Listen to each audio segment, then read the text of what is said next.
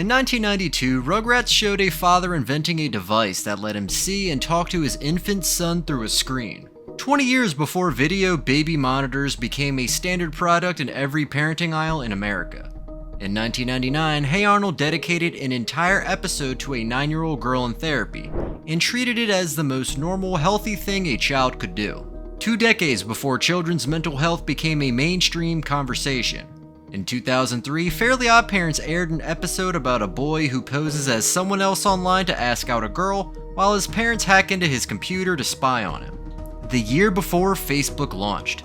In 2001, SpongeBob SquarePants made an episode about a character who cannot stop procrastinating, not because he's lazy, but because he's paralyzed by the pressure to be perfect. A clinical description of executive dysfunction presented as comedy for 7-year-olds. The Simpsons get all the credit for predicting the future. And sure, Trump, Lady Gaga at the Super Bowl, smartwatches, Ebola, they had their moments. But what most people do not realize is that the real predictions, the quiet, specific, almost eerie ones, were hiding in the other cartoons. The ones you watched after school. The ones no one talks about in prediction compilations. Not speculation, real episodes, real air dates, real things that came true. Let's move. Season 1, Episode 8 of Rugrats. Regarding Stewie, aired August 1992. The plot? Stu Pickles, Tommy's dad, the inventor who's never quite getting it right, creates a device. It's a helmet with a screen and a speaker that translates baby thoughts into adult speech. Tommy puts it on, Stu turns it on, and for the first time, a parent can see and hear exactly what their infant is thinking. It's played as a joke. The device works, Stu becomes obsessed, chaos ensues, lesson learned. Standard Rugrats. Except here's what actually happened.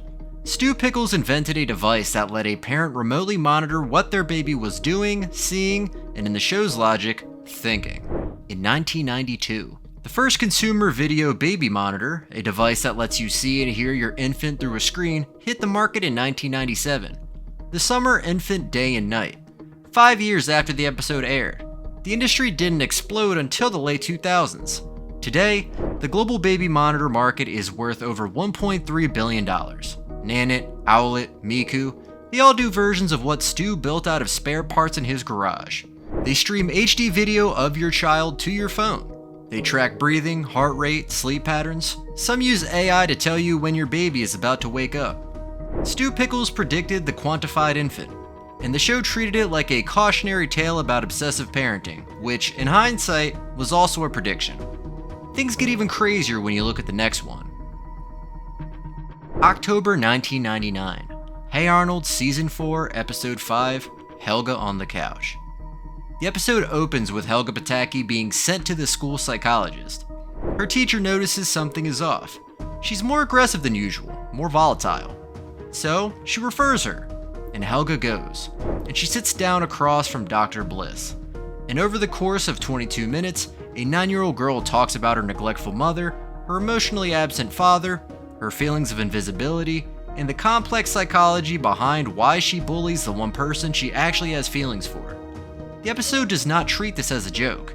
It does not treat Helga going to therapy as a sign that something is wrong with her. It treats it as a solution. The therapy session is the good thing.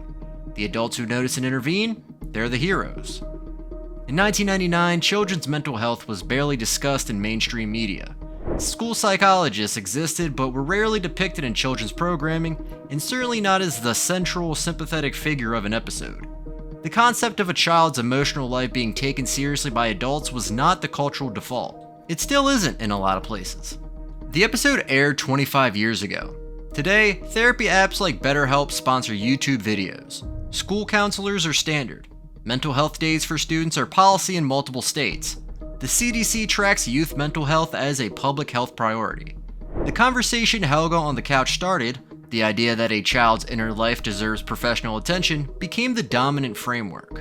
I'm not gonna lie, this one hits different now, because the episode wasn't just right about therapy becoming normalized. It was right about why it needed to be. Helga's home life isn't abusive in the way cartoons usually depicted abuse. No physical violence, no obvious villain. It's neglect. Quiet, consistent, invisible neglect. And the show named it, framed it, and showed a child getting help for it. That's not a prediction. That's a show being 20 years ahead of the culture it was airing in. January 2003. Fairly OddParents Season 3 Episode 10, Information Superhighway. Timmy wants to ask Trixie Tang to the school dance, so he goes online. He creates a persona, older, cooler, not Timmy, and sends her a message posing as someone else. Meanwhile, Timmy's parents are suspicious of what he's doing on the computer, so they hack into it. They install surveillance software. They monitor his communications in real time without his knowledge. The episode aired in 2003, the year before Facebook launched. MySpace had only existed for 6 months. The term catfishing wouldn't enter the cultural vocabulary for another 7 years. It originated from the 2010 documentary and the MTV show that followed. Parental monitoring software was not a consumer product category. Most households with internet access had one computer in a shared room, and parents worried about strangers in chat rooms, not about their kids creating fake personas to interact with classmates. But here's what the episode actually depicted: a minor creating a false online identity to pursue a romantic interest. His parents using invasive digital surveillance to track his activity, neither party fully understanding the implications of what they are doing. The comedy comes from the absurdity. The reality is that this is the exact dynamic playing out in millions of households right now. In 2024, the FBI reported over 14,000 victims of online sextortion involving minors, a category of crime that did not exist when the episode aired. Parental control apps, Bark, QStudio, NetNanny, are a billion-dollar industry. The episode's central conflict, a parent's right to monitor versus a child's right to privacy in a digital space, is an unresolved cultural debate. The Fairly OddParents did not predict a specific event. It predicted an entire category of modern anxiety. Someone wrote this in 2002, before social media, before smartphones, before the cultural vocabulary to even describe what they were writing about existed. And they got it right. October 2001, SpongeBob SquarePants, Season 2, Episode 17, Procrastination.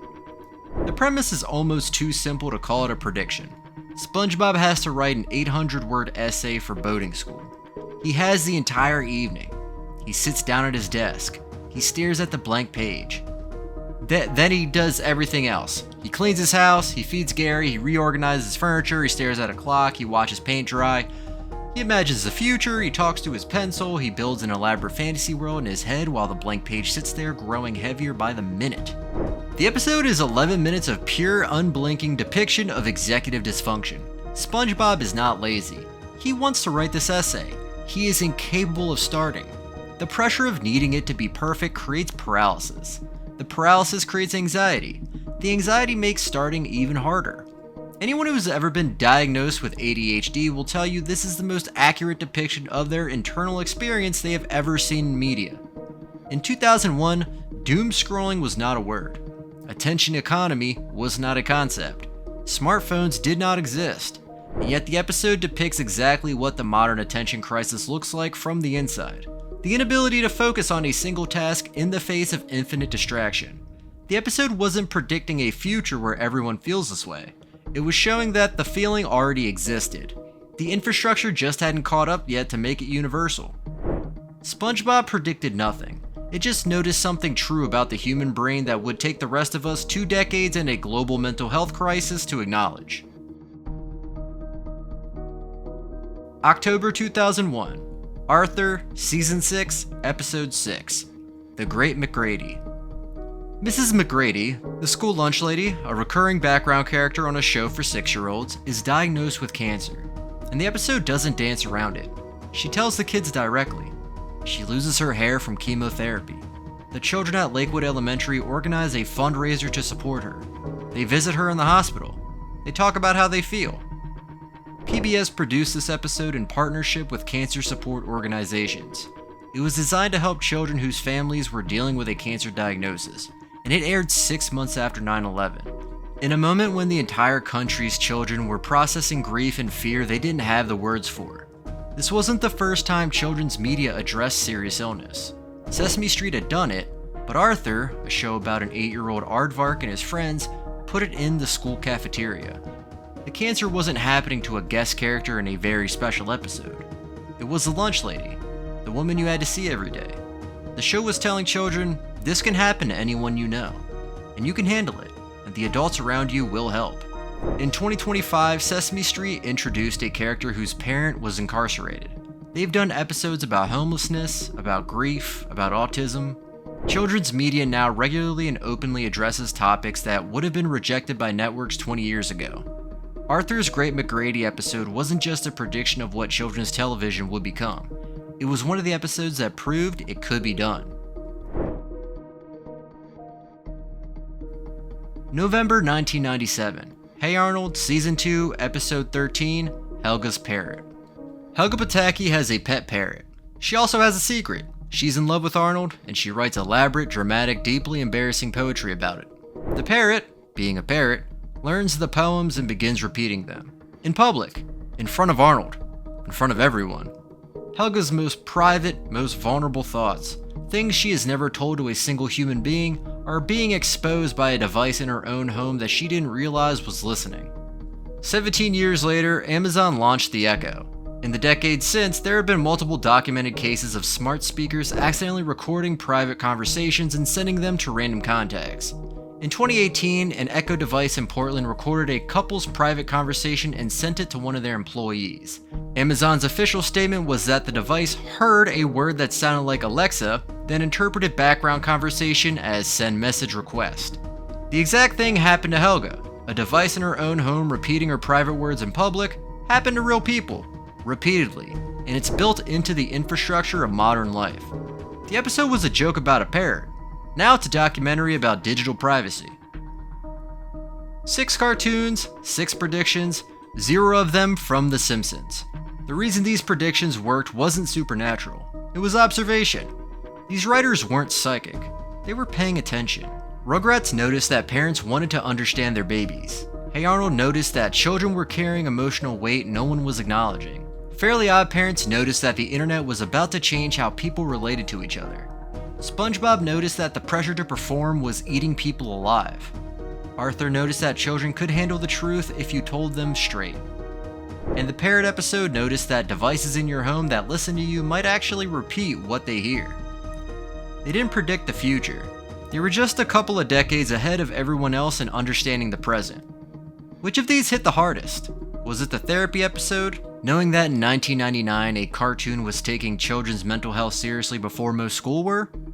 Was it the video baby monitor? The sheer specific weirdness of Stu Pickles accidentally inventing a billion-dollar product category?